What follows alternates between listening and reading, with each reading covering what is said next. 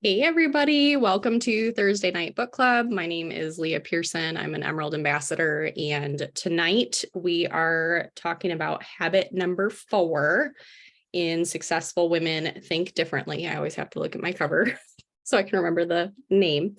And the title of this habit is Build Your Muscle of Self-Control.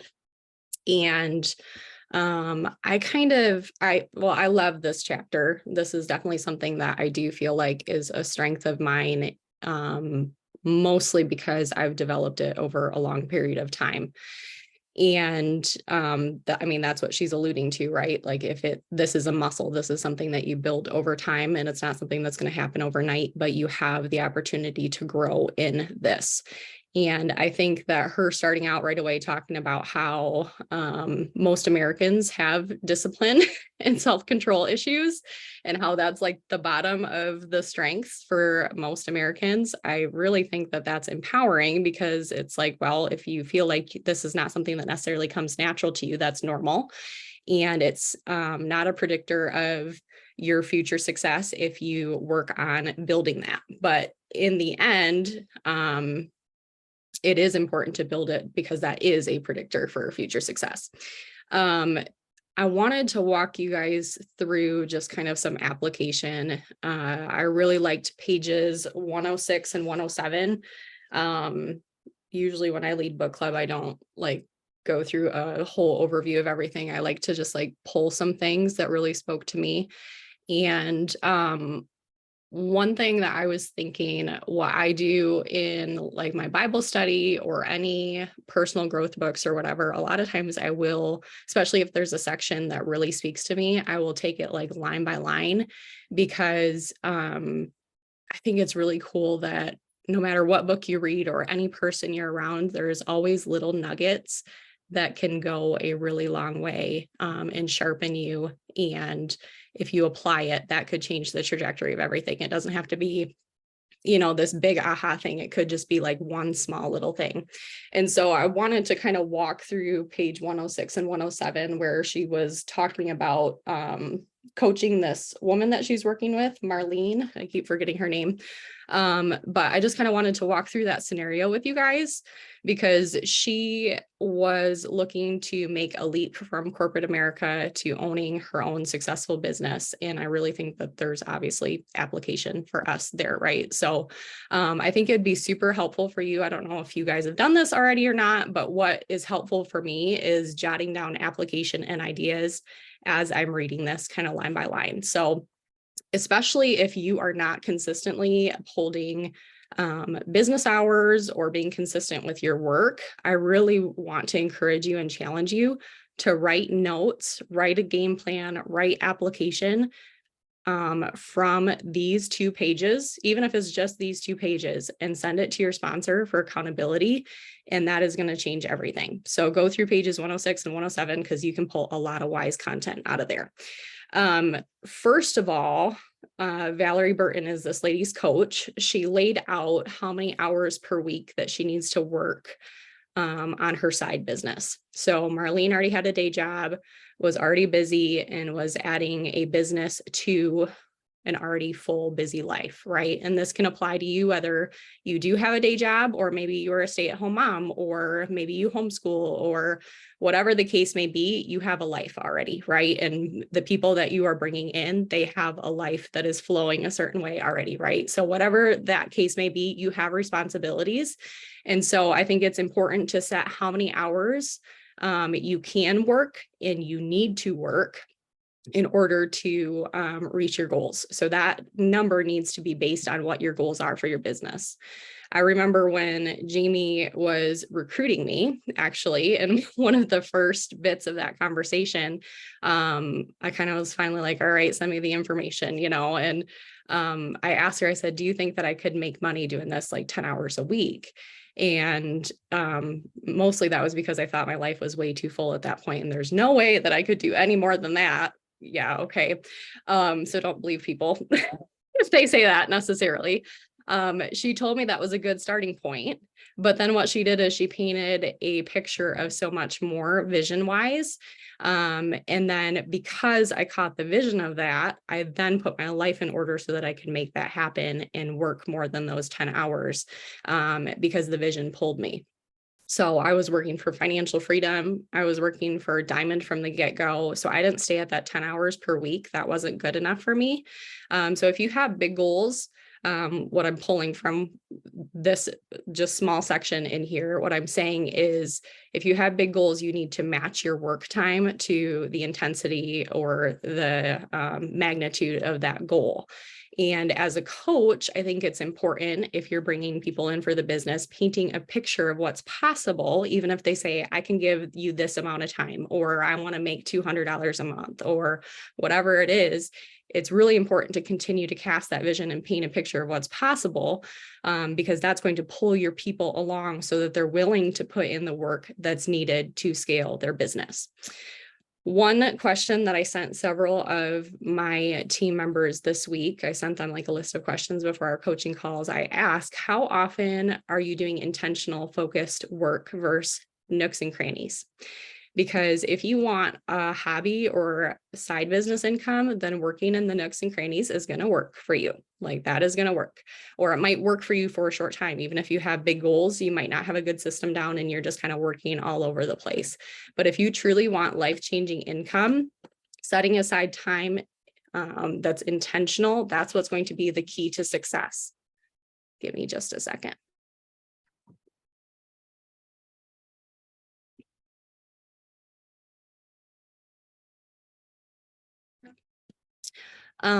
So recently for me, and I'll just kind of apply this for you. Sorry about that. I really was feeling like my days were really full. I feel like I am pretty good at being disciplined and intentional with my time, but seasons change. So I think it's good to reevaluate depending on what season you're in with the business. So I've kind of felt like the season changed where I was feeling kind of overwhelmed with my days. I was very sick for several months over the course of this winter and spring. And I felt like because of that, I was working more nooks and crannies again. And so I drew my line in the sand a little over a month ago, and I made the decision that I was going to do an additional 2 hours of work, mostly focusing on recruiting in the mornings before the kids got up. So waking up very early for that. And within a month's time, my joins doubled. So you don't always get like the fruit of it really quickly, but I'm like, okay, I know that this is just proof in the pudding right there, that intentional work focus time makes a huge difference. And I think, I feel like I speak to moms a lot because I'm a mom and I have a whole team of moms. But for anybody that's running your life, like I can't tell you the peace that brought my house, but then also the emotional peace and confidence. Just because I didn't have that to-do list hanging over my head or feeling like the guilt of I didn't get this done yet or whatever, it was worth it just for that. So in addition to that, just kind of moving on, in addition to like the intentional time that Marlene needed to work in this example in the book, they also set specific time frames. And I know that Fallon preaches about that all the time. If you're on group coaching, I sneak on the gold coaching at times. And that's something that Jamie brings up a lot. But do you have set business hours? Intentional and consistent chunks of activity are going to be huge for your business. So you need to lay out exactly when you're working. If you're saying that you're going to do intentional work time, but you don't have it specifically laid out, you're probably not going to do it. Something else is going to come up. And then on page 106, Valerie Burton was sharing that they were aware that Marlene would need to maximize those hours because her life was super full. And that was the only time that she would have to be able to scale her business. So if you need to maximize your time, if you want to scale your business, then what they suggested to do is identify obstacles to having that focused, disciplined work. So if you do not have that intentional time frame where you're working, you probably have noticed some obstacles that have come up, such as kids coming through the door or whatever the case may be. I have that as well. And that was one of my main motivations for waking up before the kids did. But identifying that is going to be huge. And, that they listed some common things, common distractions that we can face. And I'll just kind of rattle some of these off. Family, kids. Last week, I felt like my husband was popping in and out of my office like 10 times. Has anybody else had that, where if your husband's home, it throws everything off? Or laundry sitting around staring at you and you feel like you have to fold it, or any kind of daily chores, or even maybe you're just like avoiding your work, right? So like you're maybe sending the easy messages or chit chatting with people and avoiding what you really need to be doing. Or even just like binging trainings, or like podcasts. So you're like in this personal growth route where it's like great that you're consuming personal growth, but you're not actually applying anything and you're not actually working, anything like that. So take some time. I am challenging you. Make sure that you are sitting down and you are writing what are those obstacles, because my life looks very different than like Emily Granat does not have kids running around like I do, right? So it's like our lives are very different. I'm a homeschool mom. Other people are not, and your kids are in daycare, or you work a full-time job, whatever it is. What are your obstacles? If you don't define them, then you can't figure out how you're going to eliminate them. And that's what they talked about. One suggestion that they did have on there that I thought was really, really good is she was talking about having a family meeting. And if you don't have a family, like that would maybe be even just communicating with those in your circle, or if you don't have a spouse, or maybe you don't have kids, or whatever the case may be, but communicating with people that want your attention, want your time, who you want to spend time with, but maybe would be part of that obstacle.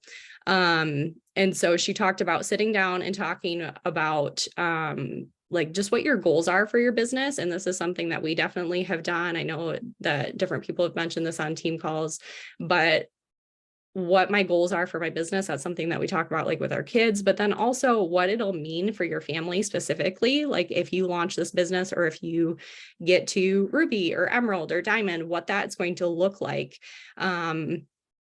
Exactly what that's going to do for your family. Are you going to be able to spend more time together? Are the kids going to be able to see dad more? Will you have additional income for vacation? We told our kids when I hit Emerald that we were going to go somewhere warm on vacation. And that was like a bigger one. We had little bits along the way, but that was a bigger one. When we hit Emerald, we're going to go on this vacation, and they dream with us. And it was like a constant thing that we talked about. And I really think that that helps them understand why I'm working so hard too. So really encourage you to do that. And then just for the sake of time, like what do you need to do during your business hours to be able to practice that self-control? And I think she was kind of reflecting on too, like personally, when she was doing like her writing and everything, what she did to be performing at her best. So when you have your best work day, what does that look like? When you have a day that does not go well, what does that look like? So do you turn your phone on do not disturb? Do you have the communication and the boundary set in place with people in your life that might be interrupting or not respecting your business? Maybe not responding to messages until you're done with your reach outs, whatever it is. Just trying to skip ahead here for the sake of time, but there's a lot of really powerful tidbits to reflect on and dissect on just page 106 and 107. So take a look at that. And I encourage you to write that out. And like I said, send it to your sponsor. And then it goes on to say that it took discipline for Marlene to stick to all of these things, that she had failed attempts. And I thought that was encouraging too, to know like you're not going to do it perfectly. One thing that really has been helpful for me, and I've read this in a couple of different personal growth books, but just knowing like even if you have like a failed attempt at being really productive, or your day did not start how you wanted it to divide your day into quarters. And so don't let every quarter be unproductive, or don't let every quarter be off. Like, okay, first quarter, maybe you didn't wake up on time, maybe the kids woke up on the wrong side of the bed, whatever it is. But when quarter two hits, is kind of like I played basketball. It's like there's 4 quarters. All right, the buzzer went off. It's quarter number 2. We're getting started here, and we're going to have a fresh start, and just knowing that the whole day is not a wash. What else was I going to say? I feel like that's about time. There's so many things. I think the last thing that I will touch on, I really liked the end part, the 9 ways to stick to your goals. And just to kind of summarize that, I just love that every bit of this is what we do with our team. So we talk about being laser focused with our goals. That was the first one. We talk about like drawing your line in the sand. The third one was knowing your why. So what will $20,000 a month actually do for your family, and how will that actually feel? So not just like, oh, I want to make $20,000 a month, but specifically like connecting that to the meaning of it for your family and fleshing that out. They talked about basically finding like a motivated partner, like a power partner. It's so important that if you are working this business, to find people to work with you. Until you have people working with you, until you've recruited that power partner, it's really good to make sure that you are drawing from the BU team page, from your sponsor, from team calls and book clubs. Those are so good to sharpen you.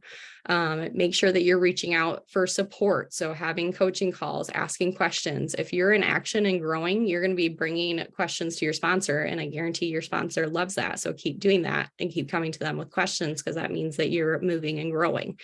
And then just skipping to the last one, the reward and recharge after milestones. And I'll end on this. We did a series of power hours. I am so long-winded. I'm sorry, you guys. Holy cow. We did a series of power hours at the end of the month. And one thing, Canada Vandervelde led one of ours, and she did, she said, at the end of the month, on the first day of July, I want you to set an intention for self-care. And I'm like, that is so wise. Like, I'm not going to take the first of the month off. I always am like full force on the first of the month. But I set the intention of, I'm going to take my cup of coffee and go listen to the birds and unplug for an hour before I pick up my phone. So I think it's really important to recharge and reward yourself after milestones. That makes a really big difference. And it doesn't have to be anything huge. It could be just listening to the birds and drinking coffee. So I am going to stop. I would love to hear from you guys. I don't even like talking usually. No. So I really liked the part where she talked about how she made like a visual checklist for her to like fill in as she was going by the things, because I noticed for me, when I take the time to write out a list by hand of everything and then I actually cross it off, just seeing those like cross offs on all the things like makes me feel more excited all through the day as I'm getting my stuff done. And so I was like, I had this idea in my head when I was doing that part of the book, and I was like, I'm going to make like, you know, those charts when they're like raising money and they like fill it in as it goes up. So I'm going to make myself like a chart for goals that's like laminated so I can reuse it, and I'm going to like fill it in like daily ones and like monthly ones. And so just because I know I really like that visual, so I was like, ooh, I should make myself like a visual thing to use. So just wanted to say that. Love it. Yes. I think just tracking your IPA in general is very powerful. So you actually know what you're completing. Even just that, like, don't lie to yourself, write it down and actually see that you did the 5 reach outs. Like if you're feeling like you're not being consistent, then make sure that you are writing it out. Go ahead. Sorry. That was good, Tina. And Leah, you're so wise. I love listening to you. You're sweet. No, this chapter was like amazing. I have so many thoughts, and a lot of them from this chapter I've been talking to my girls about too. I loved the middle of the page on 112. Happily successful women don't set goals, write them down, and stuff them in a drawer. They get busy taking action that will bring the goals to pass. And me and my girls have been talking a lot about that, about taking action and just doing it, how action conquers fear. And because fear holds us back from many, many things, right? And so I don't know, that really struck me because it's something that we've been talking a lot about. So I think it was just very relevant right now for us. And just the fact that that even reading this book or listening to a call or taking notes during a call. Those are all good things, but you gotta take action on them. You gotta do the things. You can't just listen and be like, oh, that was good, and then go on about your day. You gotta take those steps to get that that action in momentum, in progress, all those things. And so yeah, I could share a whole bunch more, but I'll let somebody else talk. So good.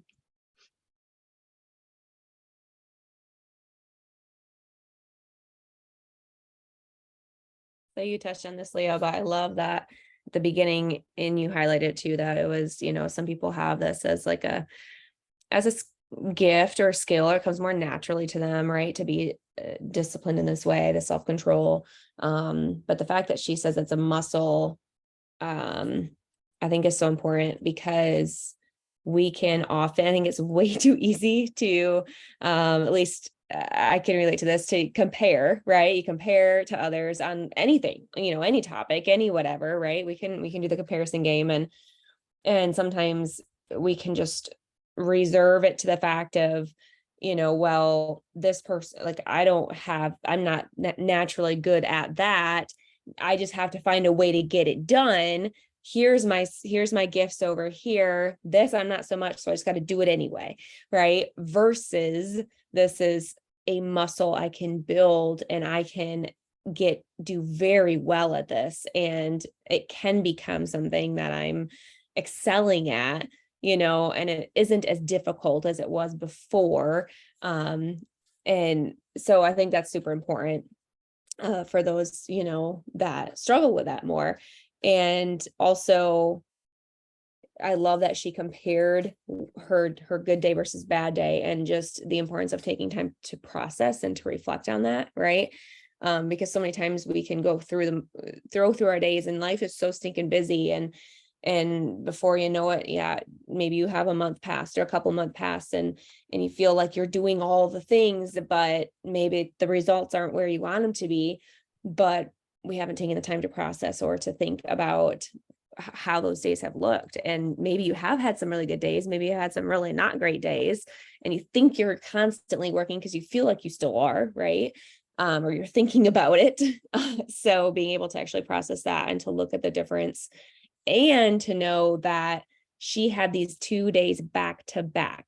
It was one day was the great day, the very next day was this terrible, not efficient day. So even though she had seemingly conquered and mastered the best day she could have, she still had a really not good day the next day, but she realized it, right? And you can the very next day have a really great day again, and you can have multiple great days in a row, but it doesn't mean that, like, you have to catch that, you have to realize it, right? And I love that you even said, Leah, to even think about your day in portions. So if you can even catch that faster and switch that around in the same day, and not just throw your hands up and just think you lost the day, right? So all really good stuff. But yeah, those are just some things that stood out to me.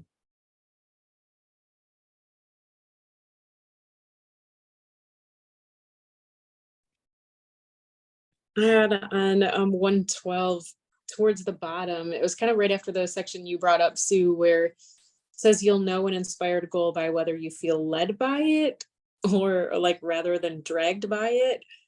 And then a little bit later in that paragraph, if the goal isn't inspired, it feels like a burden. You would be relieved to let it go. It doesn't tap into your strengths or fulfill your purpose. It may be impressive. It may be what someone else wants you to do, but it's not truly yours. It's a goal, just not the right one for you. And I think that it's tempting sometimes to if I don't feel super like motivated or inspired, or like this, is got just huge eternal value and stuff to it, then it's easy for me to get like in that mindset of like, maybe this isn't my passion. But then I read one sentence further, and it says some goals we may shy away from because they feel too hard. I was like, and that's where it's at. Like, it's just really easy sometimes to kind of, just if it's too hard, then, well, that's not my passion, or that's, not my thing. But I think what I drew out of that then is like why it's so important to have a significant why in this, and to understand like what it really is that motivates me in it, because then on the days that it feels too hard, then you can go back to like, you know, the passions that are there. I spent time today just writing out like a whole very specific prayer of like just that God would show me those things, because I do feel like there's a lot of not only value in helping people find something for their health and finances, but more than that, the eternal value. And I think that that's where a lot of times I get hung up, is like feeling like, does this have enough like eternal value to me to pour as much time into it as what I am, and just emotional energy. And that's where it's critical for me to keep remembering that the relationships that are built here, like I will cross paths with people who I never would have like started a conversation with in Walmart or Meijer or wherever. And that fuels it more than anything else. But yeah, it was just good that she wrote that very next sentence of like, because sometimes it feels too hard. And it's not that we're not, you know, passionate or equipped, but and then the other thing was on 108, where it says, let's see. Oh, if the only cause for celebration and gratification is the finish line, you may give up long before you get there. And so even Leah, to your point of like setting these little, you know, if I get to July 31 and like just these smaller things, because that big goal feels so far out there that it's really easy to feel defeated and like it's just never going to happen. And so I think setting like micro goals along the way and just finding pleasure in them and like giving myself a reason to celebrate would help a lot. So I was thinking Plexus does that anyway with the monthly incentives, you know, like I was thinking about that. I am so thankful for those monthly incentives. Like I remember a time in my life where I couldn't afford to get one of those little mixy things. And I got the mixy thing for my pink drink. And I was like, so thankful, because I'm not going to spend $10 on that. Like that's how bad off we were. And I'm thinking, let's never lose the wonder and gratitude for that. That's such a big deal. And they don't have to do those things. Like if you're doing your basic work and getting your 3 people a month, you're getting little boosts from Plexus. So be thankful for that. That's huge. Thank you for sharing. Lots of good stuff there.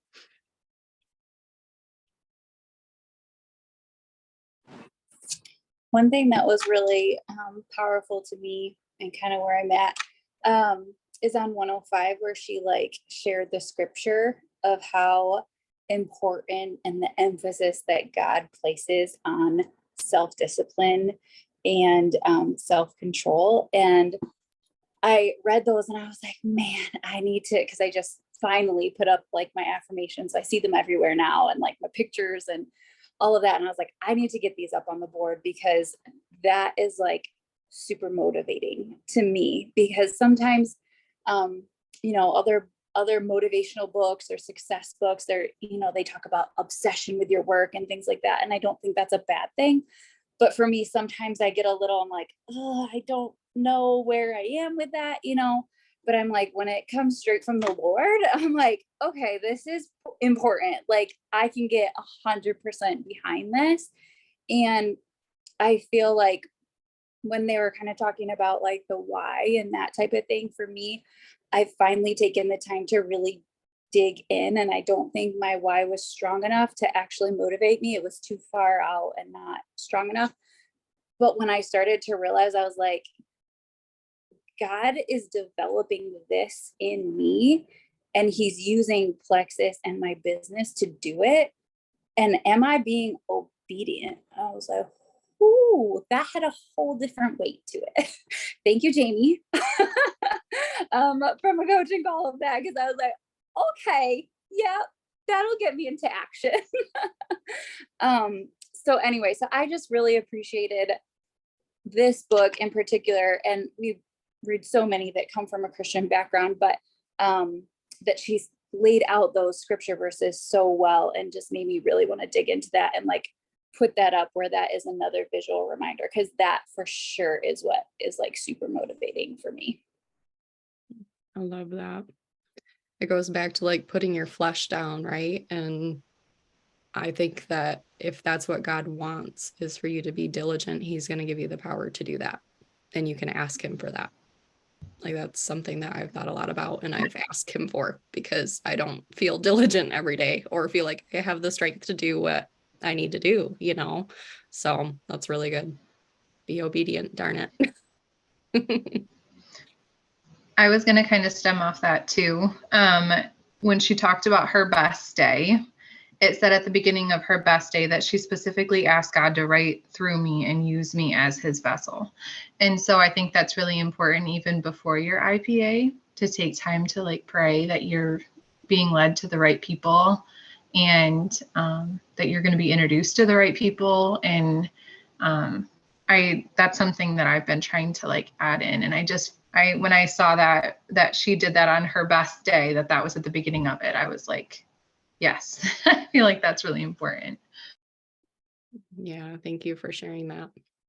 And that comes through your messages too. Like if you have your mind right and your heart set towards service, right? Like you're going to message in a completely different way.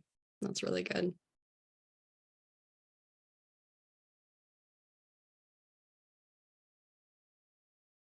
Anybody else?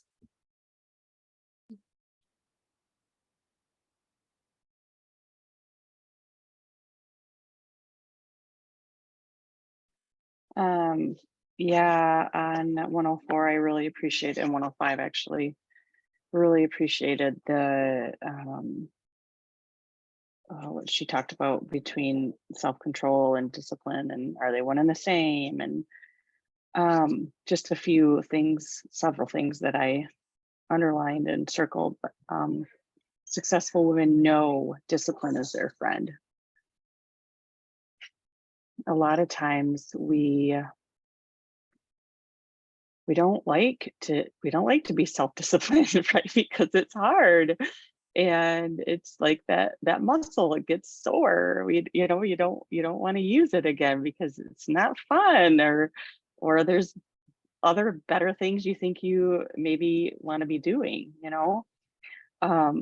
so I just really love that. I mean, I think we all need to consider ourselves as successful women. You are all very successful. And we have to know that discipline is a good friend of ours and embrace that, and kind of have that mindset there, because what she said a couple sentences down is self-control trumps talent when it comes to success, right? So self-control, discipline, whatever, that's gonna help you succeed, not your talent.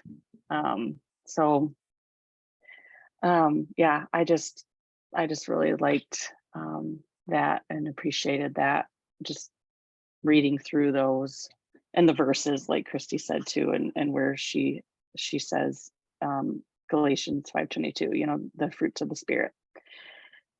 Discipline is one of them, and self-control is another one of them. So, like Christy said, are we being obedient in those? And that can go for our job, but that can go for a lot of other things too, ladies, and motherhood, and being a wife, being a friend, a good steward, all those things. So anyways, yeah.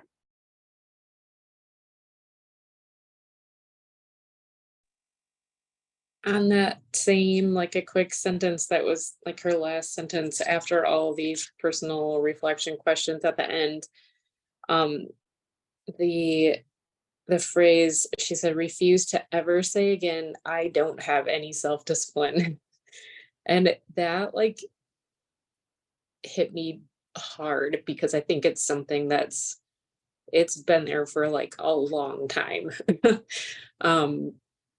And I mean, we've been talking about it in our little smaller group of us girls, but I mean, I think like amongst the girls that are on this call too, it seems like a lot of us deal with that. And I don't know where that like lie originally came from or took place, but like that's why I spent time today just going through, because I feel like that it a lot of times leads to the it leads to a lot of other lies about what you're not good at or what you're failing at, other things like that. Oh goodness. um but I think it's just really like critical to call it out for what it is, that it's um a lie from Satan and that it's something that can be pretty deep seated in each of us, and it's easier to not like lean into it sometimes. So yeah, I just appreciated that she put it out there so bluntly, like to refuse to ever say that again and to not let that self-talk continue. So love you all. Thank you for sharing. Yes, yes, yes. I think that's really relatable because the comments are blown up. But I mean, that's what repentance is changing your mindset, right? And just telling the Lord, like, forgive me for believing this lie. What do you say? And that's where freedom comes. That's good. And you will be free indeed. And you are disciplined. Anybody else have anything to share? We're at almost 10 after because I talked so long.